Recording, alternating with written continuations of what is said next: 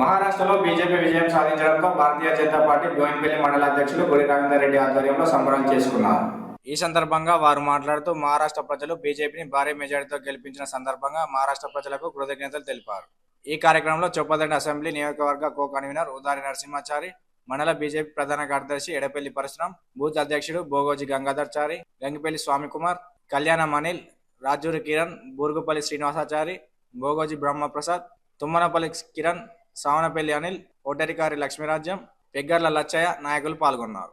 Party జాతీయ అధ్యక్షులు జయప్రకాష్ గారి నడ్డా అధ్యక్షతన భారత ప్రధాని నరేంద్ర మోదీ గారి నేతృత్వంలో మహారాష్ట్రలో మహాయుక్త కూటమి ఆధ్వర్యంలో ఏక్నాథ్ షిండే గారు, దేవేంద్ర ఫడ్నవీస్ గారు, అజిత్ దోవల్ గారి ఆధ్వర్యంలో మహారాష్ట్రలో జరిగిన ఎన్నికల్లో మూడోసారి భారతీయ జనతా పార్టీ నేతృత్వంలోని ఎన్డీఏ ప్రభుత్వం భారీ మెజార్టీతో అధికారంలోకి వచ్చిన సందర్భంగా భారతీయ జనతా పార్టీ బోయిన్పల్లి మండల శాఖ అధ్యక్షులు గుడి రవీందర్ ఆధ్వర్యంలో ఈరోజు బస్టాండ్లో సంబరాలు చేసుకోవడం జరిగింది.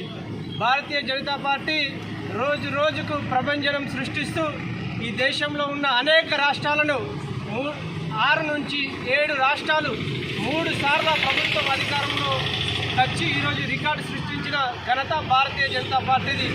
మహారాష్ట్రలో ప్రజలకిచ్చిన హామీలను భారతీయ జనతా పార్టీ నేతృత్వంలోని ఎన్డీఏ ప్రభుత్వం అన్నిటినీ కూడా ప్రజలకు సంక్షేమ పథకాలు అందించేందుకు ఈ కూటమి ప్రభుత్వం ఎల్లవేళలా వారికి సేవ చేస్తూ ఉంటుంది. భారతీయ జనతా పార్టీ బోయిన్పల్లి మండల శాఖ ఆధ్వర్యంలో మొన్న మహారాష్ట్రలో జరిగినటువంటి శాసనసభ ఎన్నికల్లో భారతీయ జనతా పార్టీ విజయకేతనం ఎగురవేసిన సందర్భంగా ఈరోజు భారతీయ జనతా పార్టీ బోయిన్పల్లి మండల శాఖ ఆధ్వర్యంలో బోయిన్పల్లి మండలంలోని స్థానిక బస్టాండ్ వద్ద ఈ యొక్క టపాసులు వెలిచి స్వీట్లు పంపిణీ చేసుకొని సంబరాలు చేసుకోవడం జరిగింది. ఎందుకంటే పాత ప్రధాని నరేంద్ర మోడీ గారి సారథ్యంలో, అదేవిధంగా జేపీ నడ్డా గారు ఆధ్వర్యంలో ఈ జరిగినటువంటి యొక్క మహారాష్ట్రలో జరిగినటువంటి శాసనసభ ఎన్నికల్లో విజయకేతనం ఎగరడం జరిగింది.